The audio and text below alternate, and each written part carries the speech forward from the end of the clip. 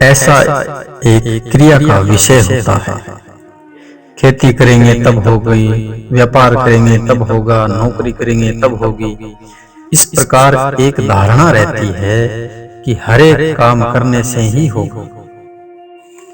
इसी तरह भगवत प्राप्ति भी करने से होगी, और भगवत प्राप्ति के लिए जितना समय, बल, बुद्धि लगाएंगे, जितना अभ्यास करेंगे, उतना ही हम भगवान के नजदीक पहुंचेंगे तथा ऐसा करते करते उसे प्राप्त कर लेंगे, ऐसी धारणा रहती है। तो इसमें एक मार्मिक बात जानने की आवश्यकता है, वह यह कि परमात्मा पहले से ही मौजूद है, हम भी उस परमात्मा के नजदीक हैं।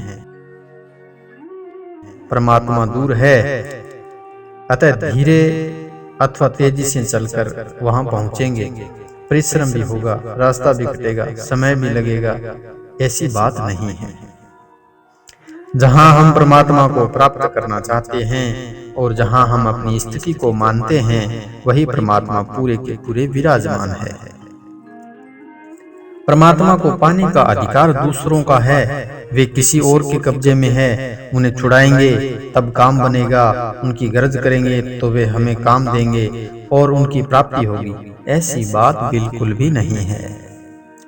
परमात्मा किसी के अधिकार में है ही नहीं, उन पर किसी का कब्जा नहीं है, वे किसी स्थान पर बंद भी नहीं है, वे किसी ज्ञान आदि से बंधे हुए भी नहीं है। वे बिल्कुल खुले हैं, उन पर हमारा पूरा हक लगता है, क्योंकि हम उन्हीं के अंश है। ममेवांशो जीव लोके, ईश्वर अंश जीव अविनाशी। जैसे बालक होता है तो उसे अपनी माँ की गोद में जाने के लिए क्या नया काम करना पड़ता है, क्या अभ्यास करना पड़ता है, क्या उसे शुद्ध होना पड़ता है, क्या उसे विद्वान, बलवान या धनवान बनना पड़ता है? वह तो माँ है, जैसे का तैसा ही माँ के पास जा सकता है। भगवान तो उसे माँ से भी विशेष अपने समीप है, कारण कि माँ तो एक जन्म की होती है और भगवान सदा के हमारे हैं। भगवान तो सदा से ही हमारे माता पिता, भाई, बंधु, संबंधी, कुटुंबी है। हमसे नजदीक वस्तु भगवान ही है। वे शरीर से भी अधिक नजदीक है, क्योंकि शरीर तो परिवर्तनशील होने से हमसे अलग है। शरीर की संसार के साथ एकता है और हमारी भगवान के साथ एकता है, इसलिए उन्हें पाने के लिए समय, बल, बुद्धि लगानी पड़े, ऐसी बात है ही नहीं। केवल उधर हमारी दृष्टि नहीं है, हमारी दृष्टि नाशवान पदार्थों की तरफ है। नाशवान पदार्थों में भी परमात्मा ज्यों के त्यों परिपूर्ण है, परंतु उधर दृष्टि न रहने से वे नहीं दिखते। नाशवान पदार्थ दिखते हैं। जैसे हम गाड़ी में जा रहे हैं, किसी स्टेशन पर गाड़ी ठहरी, अधिक देर ठहरी, कारण कि सामने दूसरी गाड़ी आ रही है। सामने से गाड़ी आई और दूसरी गाड़ी लाइन में खड़ी हो गई। हम उस गाड़ी की तरफ देखते हैं, वह गाड़ी चल पड़ती है, तो मालूम होता है कि हमारी गाड़ी चल पड़ी, जबकि हमारी गाड़ी ज्यों की त्यों खड़ी है। इसका पता तब लगेगा जब हम स्टेशन की तरफ देखेंगे। इसी प्रकार चलने वाले संसार को न देखकर स्थिर रहने वाले परमात्मा तत्व को देखें, तो वह परमात्मा न कहीं से आया है और न कहीं गया। वह तो ज्यों का त्यों है, चलने वाला तो संसार है। सांसारिक वस्तु की प्राप्ति समय पाकर होगी, क्योंकि वह हमारे पास नहीं है, अतः उसके पास जाना पड़ेगा या उसे अपने पास लाना पड़ेगा, उसमें परिवर्तन करना पड़ेगा अथवा उसका निर्माण करना पड़ेगा। जब वह वस्तु मिलेगी संसार के लिए तो वह कायदा है, और परमात्मा के लिए कायदा नहीं। जो नित्य निरंतर मौजूद है उसे ही प्राप्त करना है, पर उधर दृष्टि न रहने से वह दूर दिखता है। उसमें और हमारे में भेद दिखता है। इसका कारण यह है कि नाशवान की तरफ हमारी दृष्टि चली गई।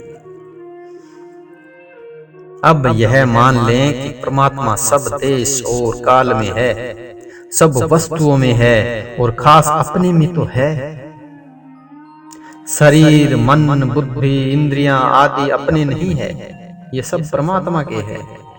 जो अपने नहीं है उन्हें अपना मान लेने से जो अपने है वे अपने नहीं दिखते।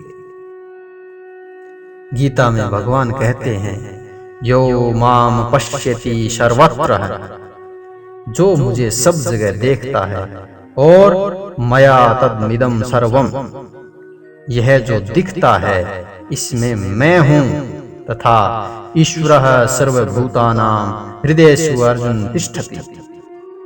हे अर्जुन, मैं सब प्राणियों के हृदय में विराजमान हूं, और सर्वस्य चाहम हृदय सन्निविष्टः, मैं सबके हृदय में पूरा का पूरा अच्छी तरह प्रविष्ट हूं। यह जानने योग्य तत्व हृदय में विराजमान है।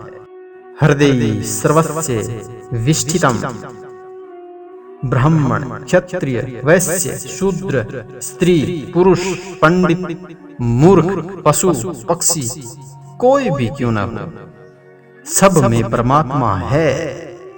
वे परमात्मा सबके हैं और परम सुहृदय है। सुहृदयम सर्वभूतानां। एक विलक्षण बात है कि वे परमात्मा सबको निरंतर अपनी तरफ खींच रहे हैं, बुला रहे हैं। इसका क्या पता? इसका पता बड़ा प्रत्यक्ष है कि किसी भी परिस्थिति अवस्था में आपको वे टिकने नहीं देते। आप किसी भी समुदाय में रहो, किसी भी वस्तु से संबंध जोड़ो, वह नहीं टिकेगा। किसी के साथ भी भगवान टिकने नहीं देते, क्योंकि तुम इनके साथी नहीं हो और वे तुम्हारे साथी नहीं हैं। बालकपन छूट जाए तो हम जवानी को पकड़ लेते हैं, जवानी गई तो बुढ़ापे को पकड़ लेते हैं। आप पकड़ते हो और भगवान छुड़ाते हैं। यह भगवान का क्रियात्मक उपदेश है। एक तो कहकर बताया जाता है और एक करके बताया जाता है। तो वे शास्त्रों के, संतों के द्वारा कहते ही हैं और करते यह है कि आपको किसी के साथ टिकने नहीं देते। मानो कहते हैं कि मेरी तरफ ही आ जाओ और कहीं मत टिको और किसी को अपना मत बनाओ, क्योंकि वास्तव में तुम्हारे ये है ही नहीं। मैं तुम्हारा हूं और तुम मेरे हो। फिर प्रश्न उठता है कि जो दिखाई देता है इसमें परमात्मा है या जो दिखाई देता है वह परमात्मा ही है? दोनों में कौन सा सही है? दोनों ही सही है। देखो, यह प्रकृति और पुरुष, परमात्मा और उनकी शक्ति, ये दो मानते हो तब तो संसार में परमात्मा है। और यदि एक परमात्मा को ही मानते हो तब परमात्मा ही है। साधन में कौन सा आसान है, इसमें साधक की धारणा है। यदि उसकी धारणा है कि सब कुछ परमात्मा ही है तो ठीक है, पर हर एक के लिए यह बात कठिन है, क्योंकि जो दिखाई देता है वह तो एकदम बदलता है और परमात्मा बदलते नहीं। तो फिर यह बदलने वाला परमात्मा कैसे? ऐसी शंका अधिक हो सकती है, इसलिए उसमें परमात्मा है ऐसा मानने में शंका कम होती है। ये दो ही नहीं, चार बातें हैं। चाहे तो संसार में परमात्मा को मान लो, चाहे परमात्मा में संसार मान लो, चाहे संसार को परमात्मा ही मान लो, और चाहे यह संसार परमात्मा का है ऐसा मान लो। सबका नतीजा एक ही होगा, सब में परमात्मा है। यह बात सुगम पड़ेगी।